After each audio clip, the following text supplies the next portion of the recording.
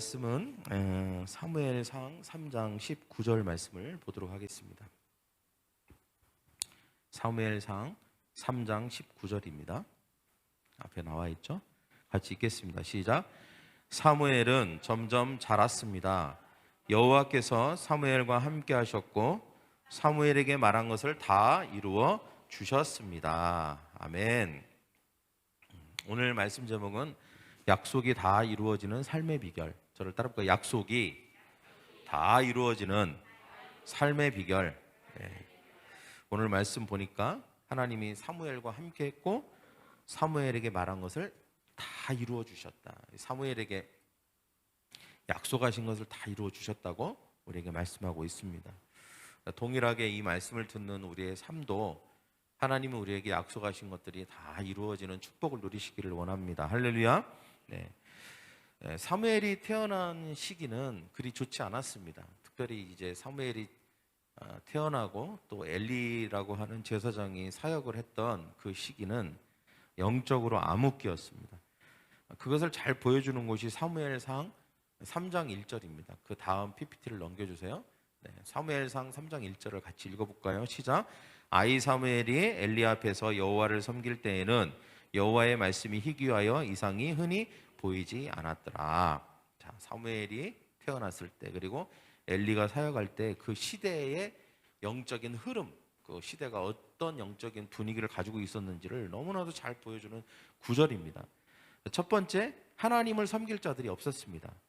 아이 사무엘이 엘리 앞에서 여호와를 섬길 때, 보통 하나님을 섬기기 위해서는 이스라엘 사람들은 12살이 돼야 성인식을 합니다.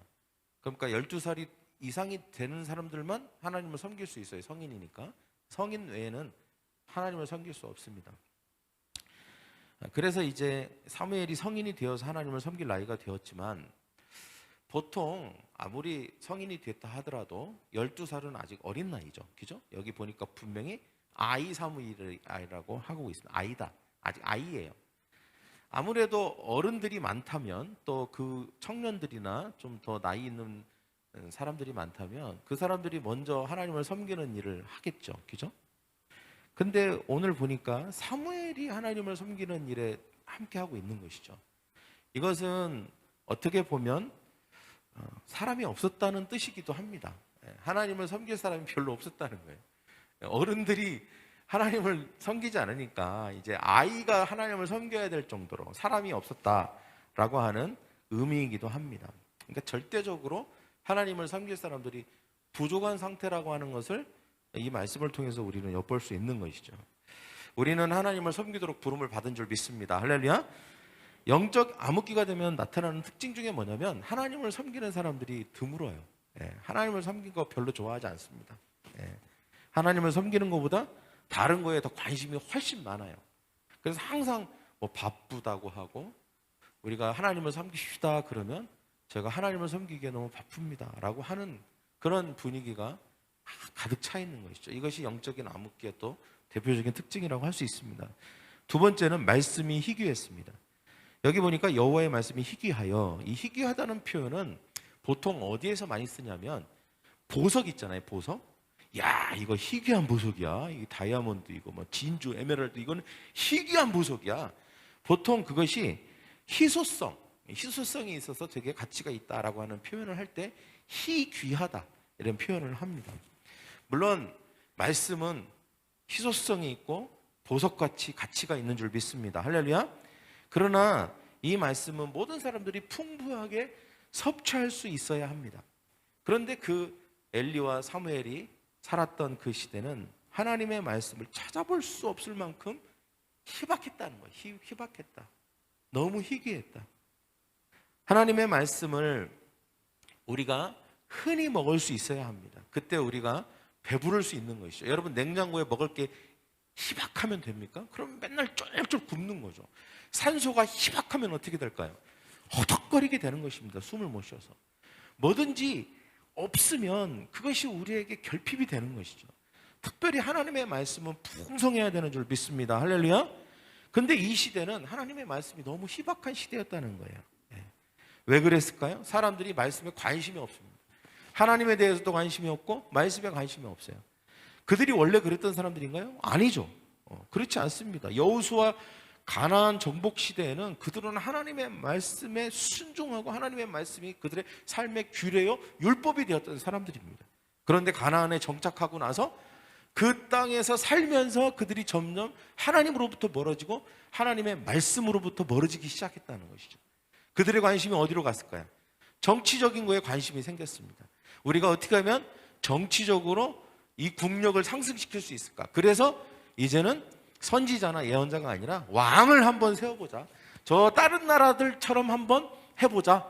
이런 식으로 해서 정치적으로, 행정적으로 다른 나라들이 하고 있는 구조를 가지고 오는 것입니다. 또 경제적으로는 어떻게 했을까요? 경제적으로는 오직 하나님만 예배하는 게 아니었어요. 경제적으로 그 나라, 가나안 나라 백성들과 그 주변국을 보니까 바알신을 섬기는 거예요. 농사의 신인 바알신을 섬기는 것입니다. 아사랴를 막 섬기는 거예요. 그래서 그것을 많이 섬기면 자기들이 경제적으로 더 풍요할 거라고 생각을 한 것입니다. 그러나 실제로는 그들의 영혼을 더 피폐하게 할 음식을 먹은 거였습니다. 또 사회적으로는 굉장히 불의를 행했습니다. 때문에 그들은 영적으로나 사회적으로나 경제적으로 결국은 상처투성이가 된 거예요. 완전히 그냥 엉망진창이 되어버리고 말았어요. 이제 그 엉망진창이 끝까지 바닥까지 완전히 온 것입니다. 엘리 제사장의 시대에. 그래서 발바닥부터 머리까지 상처투성이가 성한 곳이 하나도 없는 이사야의 말씀처럼 그런 상태가 영적인 상태가 된 것이죠. 그 삶의 모습도 그렇게 된 것입니다.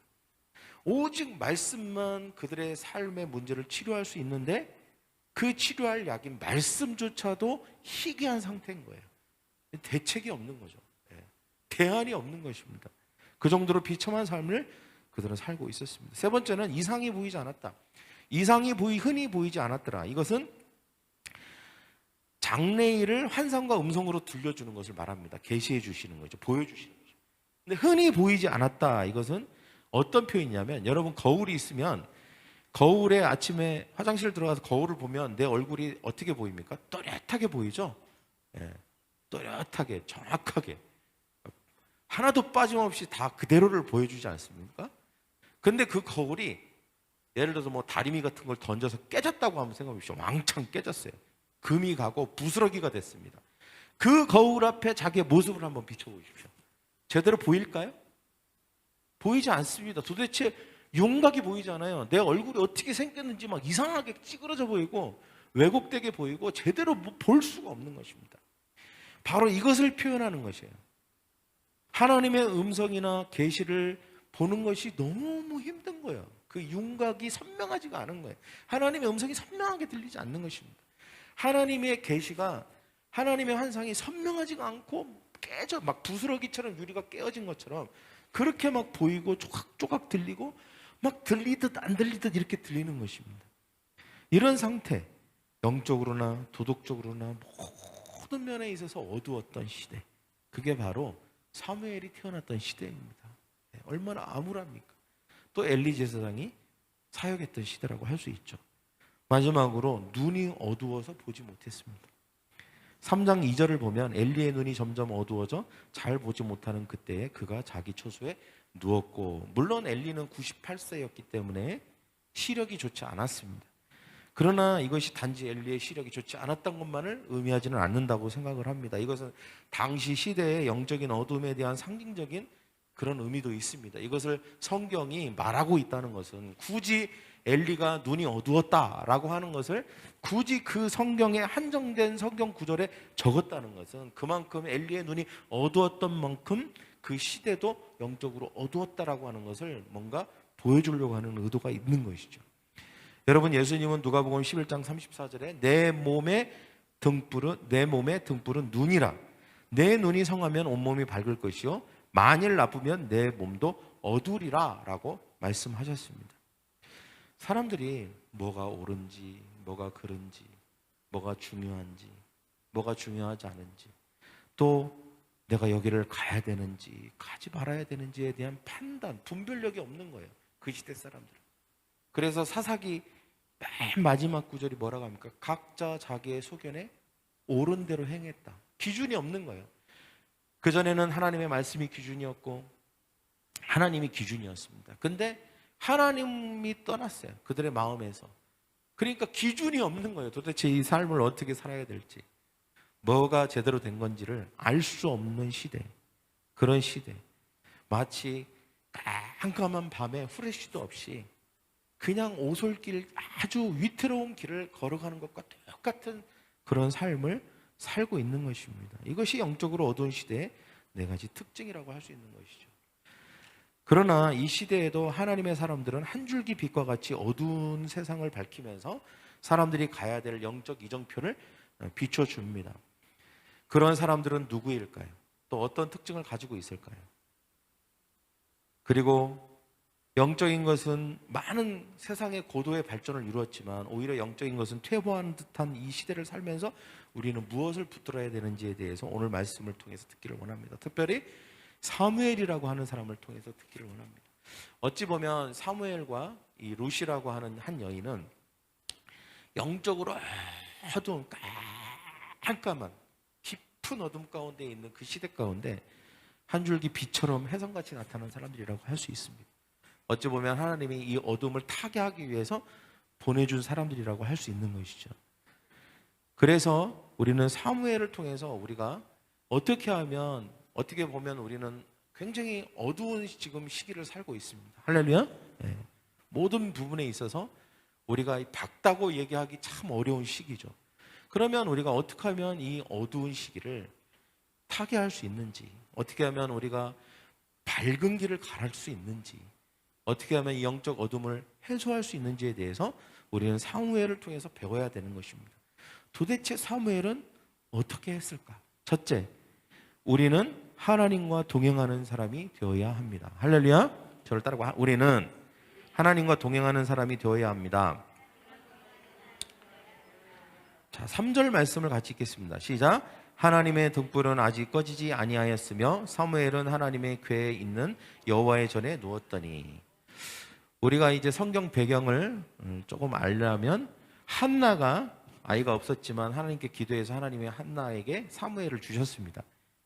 그런데 이 한나가 서원 기도를 했죠. 하나님이 저에게 아이를 주신다면 젖대면, 보통 유대인들은 젖대는 시기가 좀 깁니다. 6살까지도 그 정도 됩니다. 그러면 내가 하나님께 이 아이를 드리겠습니다. 그렇게 소원을 했어요. 그래서 이제 사무엘이 아주 어린 나이에 이제 하나님의 성전에 들어가게 됩니다. 물론 한나에게는 그 사무엘 다음에 7명의 자녀를 더 하나님께서 주셨습니다. 그래서 이제 이 사무엘이 하나님의 전 안에 들어가서 이제 자라기 시작하는데, 여기 성경에 보니까 이 사무엘이 아주 어린 나이였지만 말 그대로 성전 안에 성소가 가까운 곳에서 하나님의 불 앞에 있었다.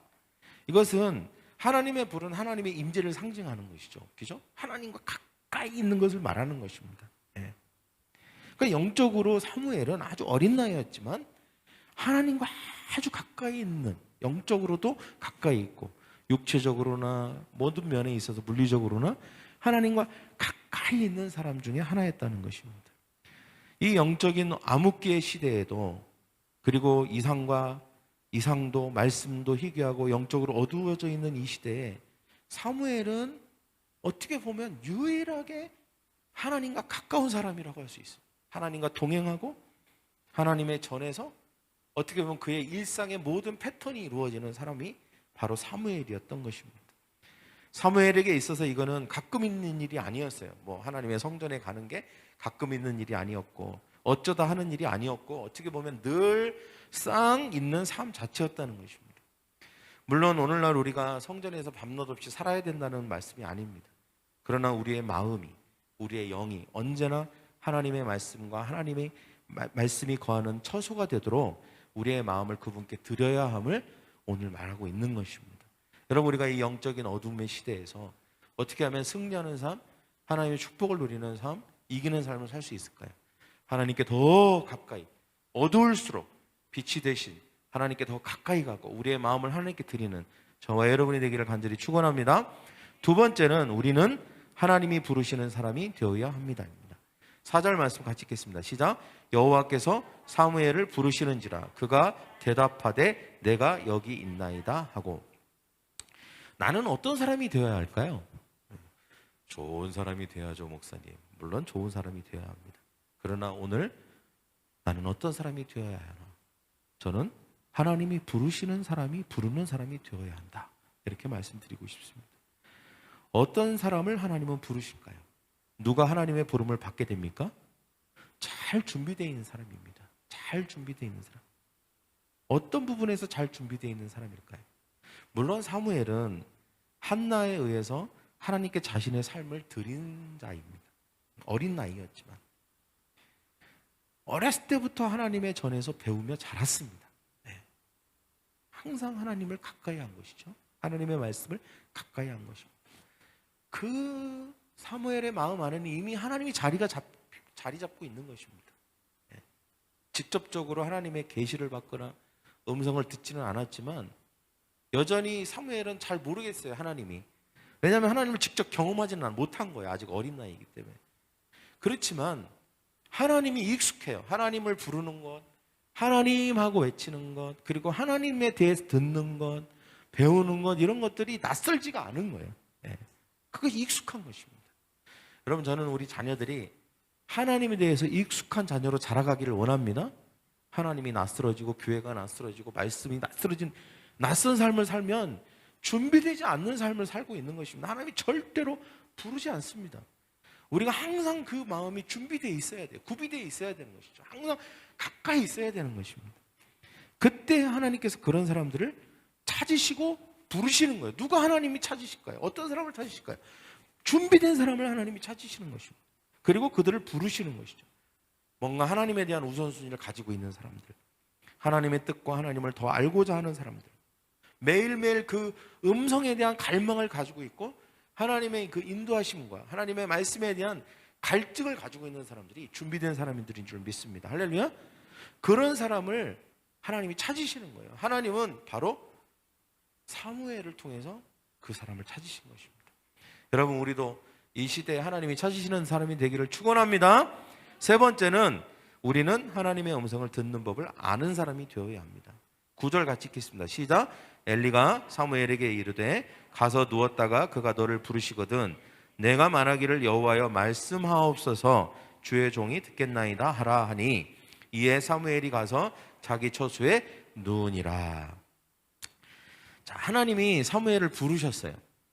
근데 사무엘은 이게 하나님의 음성인지도 잘 모르겠고 또 하나님의 음성을 듣는 법도 몰랐습니다.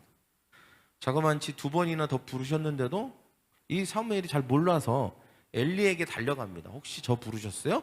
네, 이렇게 뜬금없이. 그때 이제 엘리가 캐치하게 되는 거죠. 아, 하나님이 드디어 사무엘을 부르시는구나. 그리고 사무엘에게 말씀하시고 싶어 하시는구나. 이 사실을 알았습니다. 그래서 엘리가 하나님의 음성이고 하나님이 부르시면 이렇게 하라고 알려줍니다. 그때 사무엘이 그대로 해요. 그대로. 네. 여러분, 우리가 세상에서 배워야 할 가장 중요한 게 뭘까요? 네. 우리가 자녀들에게 너는 세상 살면서 이거는 꼭 배워야 돼. 누가 그러더라고요. 네. 여러분, 강을 가다가 배가 뒤집혀서 이제 폭포 아래로 떨어질 위기에 있는 사람은 그 머릿속에 내가 수영은 배웠어야 된다 이런 생각을 하지 않겠습니까? 그래서 막 부모들은 너는 수영을 꼭 배워야 돼. 뭐를 아는지 여러 가지 배우는 것들에 대해서 이야기를 해요. 영어를 이 시대는 글로벌 시대니까 영어를 꼭 배워야 돼. 뭐 너 태권도는 배워야 네 한 번 지키지 뭐 하면서 배워야 될 것이 참 많죠.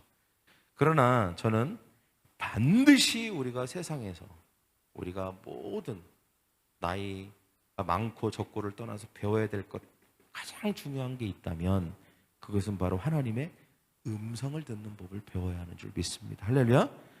오늘날 하나님은 성령의 감동으로 성경을 통해서 주로 말씀하십니다. 우리가 예수를 믿고 성령을 받았다면 우리는 성경을 읽음으로 성경 말씀을 또 설교나 셀 모임을 통해서 들음으로 하나님의 음성을 들을 수 있습니다. 그때 우리에게 필요한 자세가 무엇일까요? 바로 동일하게 엘리가 사무엘에게 이렇게 말씀하시죠. 가르쳐주죠. 주여 여호와여 내게 말씀하옵소서 종이 여기 있나이다. 이렇게 말해라. 그러면 하나님이 이제 너에게 그 다음 말을 하실 것이다. 요 굉장히 중요한 도입부. 하나님이 부르실 때, 사무엘아라고 부르실 때에 하나님께서 그 다음에 더 그 음성을 이어서 하실 수 있도록 내가 어떤 식으로 반응해야 되는지에 대해서 가르쳐 주는 것입니다. 여러분, 우리가 하나님의 음성을 듣는 법을 배워야 하는 줄 믿습니다. 할렐루야. 예. 물론 우리의 마음 자세도 필요해요. 내가 들어야지라고 하는 마음도 필요하지만 듣는 법이 있습니다. 방법이 있다는 것이죠. 동일하게 우리가 성경을 읽을 때나 또 이렇게 주일날 와서 말씀을 들을 때도 그냥 뭐 아무 생각 없이 그런 마음으로 설교를 듣거나 성경을 읽으면 안 되는 것입니다.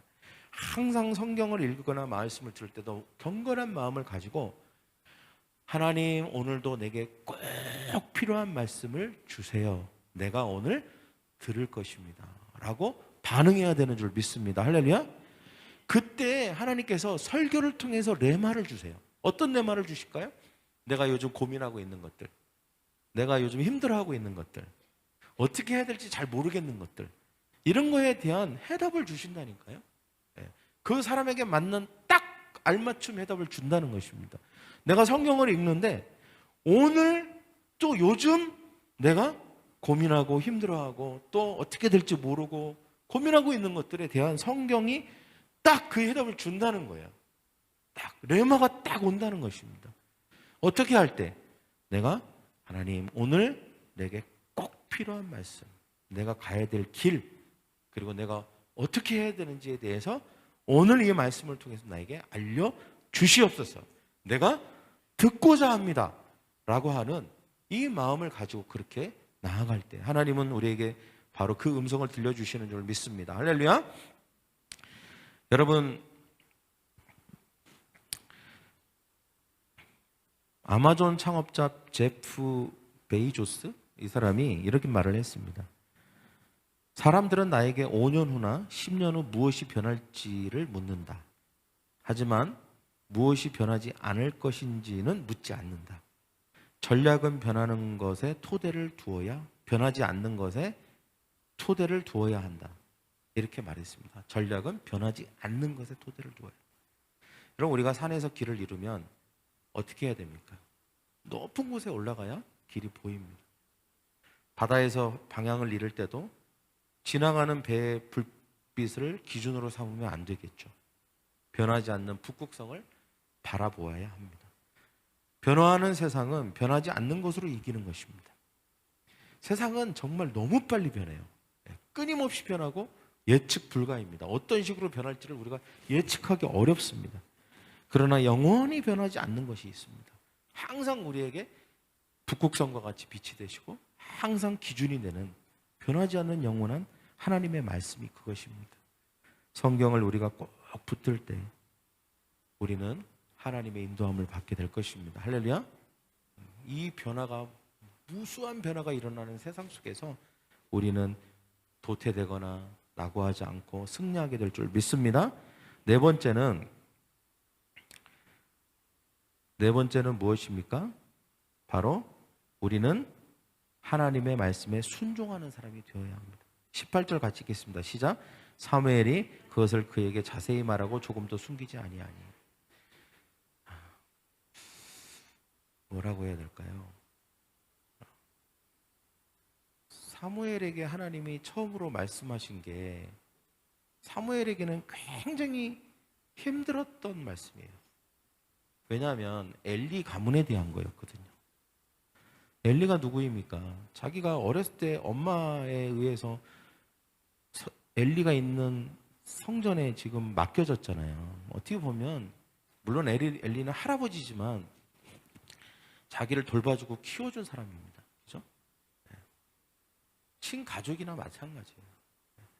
사실 엘리는 성경에서 사실 그 끝이 별로 좋지 않았지만 엘리는 굉장히 인격적이고 자상한 분이에요. 물론 자녀들을 말씀으로 잘 훈육하지 않음으로 말미암아 그의 삶이 마지막에는 좋지 않았습니다. 그러나 면면이 잘 살펴보면 엘리는 되게 좋은 사람이라는 걸 알 수 있어요. 왜냐하면 한번 생각해 보세요. 자기가 제사장인데 하나님이 나이 이제 12살밖에 안 된 사무엘에게 말씀하신다는 사실을 받아들이는 게 쉽지 않았을 거 아니에요. 그죠? 그런데도 그거를 겸손하게 받아들이고 자상하게 사무엘에게 하나님이 뭐라고 하나님이 말씀하시는 법에 대해 음성을 듣는 법을 자세히 가르쳐 주잖아요. 그리고 실제로 자기 자신의 가문에 대해서 굉장히 비극적인 소식을 전하는 사무엘에 대해서도 화를 내거나 감정 표현을 하지 않아요. 하나님이 말씀하신 대로 될 것이라고 그냥 순순히 받아들입니다. 그러니까 사람은 너무 좋은 분이에요. 근데 단지 그의 인생에 있어서 중요한 걸 놓쳤다는 거죠. 하나님의 그 말씀, 그리고 그 자녀들을 하나님의 말씀으로 잘 키웠어야 되는데 그러지 못한 실수를 범함으로 말미암아 결국은 이제 사무엘을 통해서 자기 가문의 운명을 듣게 되는 것입니다. 그런데 한번 생각해 보십시오. 이 사무엘이 엘리야하고 어떤 관계였습니까? 굉장히 친밀하잖아요. 자기 할아버지, 가족이에요. 아버지와 같은 존재입니다. 근데 이 나쁜 소식을 엘리에게 들려주는데 그것이 내가 첫 번째로 들은 하나님의 음성인 거예요. 그것을 말해야 되는 게 하나님이 나에게 주신 첫 번째 임무예요. 얼마나 괴로웠겠어요. 근데 걔가 생각이 없으니까 그렇게 했겠지. 아니에요. 전혀 그렇지 않습니다. 그런데 이 사무엘이 순종합니다. 그걸 그대로 하나도 가감 없이 순종하고 얘기하는 거예요. 그래서 어떻게 보면 이 사무엘은 첫 번째부터 처음 들은 하나님의 음성부터 순종했어요. 할렐루야. 처음부터 순종했다는 것입니다. 이건 나한테 해당 안 되는 말씀이야. 이거는 따를 수 없어. 이러지 않았어요. 처음에 들은 말씀이 굉장히 순종하기 어려운 말씀이었지만 처음부터 순종했어요. 처음부터. 그 말씀을 따랐다는 것이죠. 이것이 바로 사무엘의 다른 점입니다. 여러분, 우리도 하나님의 말씀에 순종하는 사람이 되어야 할 줄 믿습니다. 할렐루야. 19절에 보면 사무엘이 자라매 여호와께서 그와 함께 계셔서 그의 말이 하나도 땅에 떨어지지 않게 하시니. 어떻게 보면 사무엘이 하는 말들이 다 하나님이 보증해 주시고 책임져 주시는, 굉장히 그 말에 권위가 있게 하시는 그 하나님의 축복을 받아 누리게 됩니다. 이것이 바로 순종의 축복의 결과라고 할 수 있는 것이죠. 여러분, 우리는 하나님의 말씀, 하나님이 우리에게 말씀하실 때 때로는 우리에게 좋은 것만 순종합니다. 내가 기쁘게 할 수 있는 것만, 그냥 나에게 유익이 되는 것만. 그러나 그렇지 않을 때도 있어요. 하나님이 우리에게 때로는 순종하기 힘든 거를 때로는 말씀하실 때가 있거든요. 근데 결과적으로는 그것이 나를 힘들게 하기 위한 게 아니라 나를 위한 것이고 나를 축복하기 위한 것이고 하나님의 나라 전반을 위해서 나에게 그것을 말씀하실 때가 있다는 것입니다. 그러나 우리가 그것에 순종하면 어떤 결과가 일어납니까? 반드시 하나님께서 우리의 삶에 그 축복을 하시는 것입니다. 할렐루야. 그런 저와 여러분이 되기를 원합니다. 마지막으로 우리는 매일 하나님의 음성을 듣는 사람이 되어야 합니다. 저를 따라 우리는 매일 하나님의 음성을 듣는 사람이 되어야 합니다. 자, 사무엘이 하나님의 음성을 한 번 듣고 끝났나요? 그렇지 않습니다. 그는 처음에 음성을 들었고 그 음성을 처음 들은 음성임에도 불구하고 그리고 어려움에도 불구하고 순종했습니다. 그리고 그 다음부터 이제 매일 하나님의 음성을 듣는 사람이 돼요. 왜 그것을 어디서 알 수 있습니까? 21절에 뭐예요? 여호와께서 실로에서 다시 나타나시되 여호와께서 실로에서 여호와의 말씀으로 사무엘에게 자기를 나타내시니라. 이 다시라고 하는 말이 중요한 것입니다. 하나님께서 예수님을 통해서 우리와의 관계를 열어놓으셨죠. 이제는 누구든지 하나님의 음성을 듣게 되었습니다. 그 풍성함 가운데 들어가게 되었어요. 그래서 우리는 큰 복을 누리는 자고 은혜를 누리는 자고 사랑을 받은 자입니다. 그러나 우리가 큰 복과 은혜와 사랑을 받은 자로서 우리가 어떻게 하나님과의 관계를 이어가야 될까요? 그것은 바로 매일매일 하나님과의 관계 안에 들어가야 됩니다. 음성을 듣고 하나님과 교제하는 삶을 살 때 우리는 큰 복과 은혜와 사랑을 누리는 자임을 매일매일 확신하면서 그렇게 살게 되는 줄 믿습니다. 할렐루야. 우리가 하나님이 우리 예수 그리스도를 통해서 우리에게 풍성한 관계를 주셨는데 그럼에도 우리가 하나님을 소중히 여기지 않고 그분의 말씀을 듣고자 하지 않는다면 어떤 일이 벌어지냐면 관계가 막히는 것입니다. 여러분 이런 거 경험해 보지 않았나요? 혹시 이런 경험이 있다면 여러분은 하나님과의 관계 안에 깊이 들어가 본 경험이 있는 거예요. 어떤 경험이 있냐? 내가 어느 순간부터 뭔가가 막혀 있는 것 같아요. 말씀을 들어도 이해가 안 되고 말씀을 읽어도 집중이 안 돼.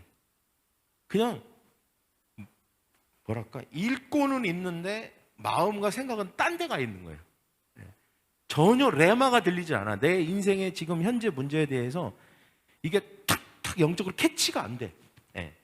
그리고 주일날 와서 뭐 설교를 듣거나 모임을 해도 뭔가 이렇게 붕 뜬 것 같은 느낌 있잖아요. 그냥 멍하고 붕 뜬 것 같고 뭔가 집중이 안 되고 그게 쏙쏙 나에게 해당되는 말씀으로 들리지 않는 그런 현상이 일어날 때가 있어요.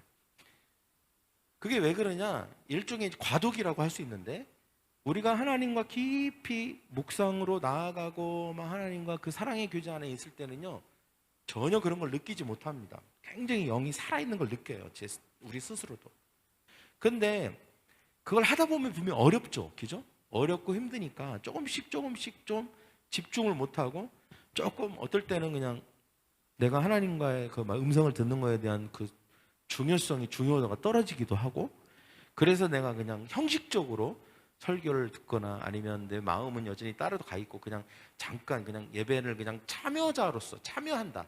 그냥 참여만 한다라는 의미로 예배도 참여하고 그리고 성경을 읽어도 그냥 급급하게 시간에 쫓겨서 그냥 얼렁얼렁 읽고 했다는 거에 의미를 두고 이런 식의 날들이 계속 누적이 돼서 한 달, 두 달, 세 달이 되면 그때 어느 순간 딱 무슨 생각이 드냐면 뭐가 꽉 막힌 것 같은 느낌이 들어요.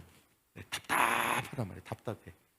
뭔가 영적으로 막힌다 이런 느낌이 있어요.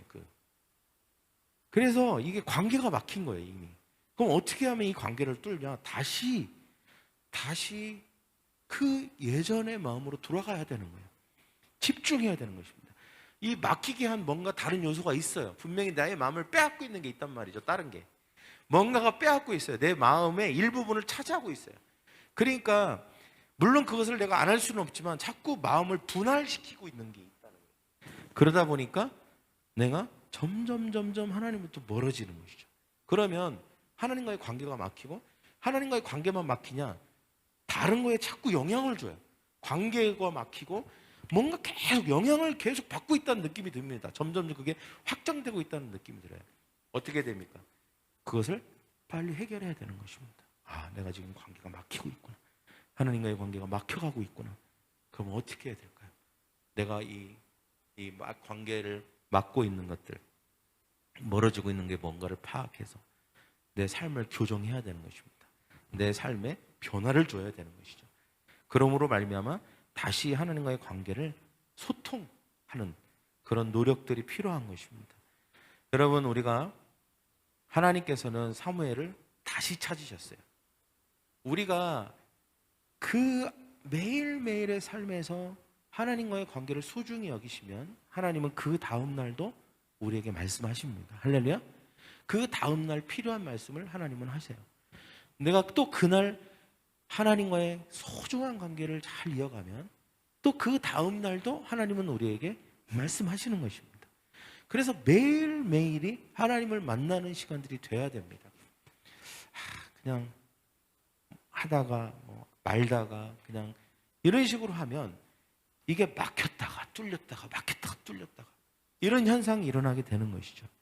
그래서 여러분, 하나님이 우리의 삶에 매일매일 찾아오시는, 매일매일 하나님을 만나는, 하나님을 매일매일 하나님의 음성을 듣는 저와 여러분이 되기를 축원합니다. 사무엘은 하나님과의 특별한 관계를 만들어내는 힘이 바로 다시에 있다는 것을 알았습니다. 다시 하나님이 나에게 말씀하셔야 됩니다 라고 하는 것을 간절히 원했다는 것이죠. 그때 하나님은 사무엘에게 다시 말씀하셨습니다. 우리는 매일매일 하나님을 다시 만나야 하고 다시 음성을 들어야 하고 다시 말씀으로 인도함을 받아야 되는 줄 믿습니다. 그게 축복인 것이죠. 할렐루야. 그런 저와 여러분이 되기를 축원합니다. 기도하겠습니다. 가슴에 손을 얹으시고, 하나님, 오늘 사무엘을 통하여서 우리가 이 어둠의 시대, 암흑기의 시대, 어떻게 하면 우리가 한 줄기 빛으로 빛 되신 예수 그리스도와 하나님 안에서 축복과 승리의 삶을 살 수 있는지에 대해서 사무엘을 통해서 가르쳐 주신 것을 감사합니다. 하나님, 우리는 하나님과 동행하는 사람이 될 것입니다. 아멘. 우리는 하나님의 부르심을 받는 사람이 될 것입니다. 아멘. 우리는 하나님의 음성을 듣는 법을 아는 사람이 될 것입니다. 아멘. 우리는 하나님의 말씀에 순종하는 사람이 될 것입니다. 아멘. 우리는 매일 하나님의 음성을 다시 듣고 또 그 다음날 또 다시 듣고 또 그 다음날 또 다시 듣는 사람이 될 것입니다. 아멘. 그래서 매일매일 하나님과의 관계가 막힘없이 흐르는, 그래서 하나님의 축복이 흐르고 하나님의 은혜가 흐르고 하나님의 사랑이 흐르고 그런 인생을 살기로 결단합니다. 주님, 우리의 삶에 함께하여 주시옵소서. 감사하며 예수님의 이름으로 기도하옵나이다.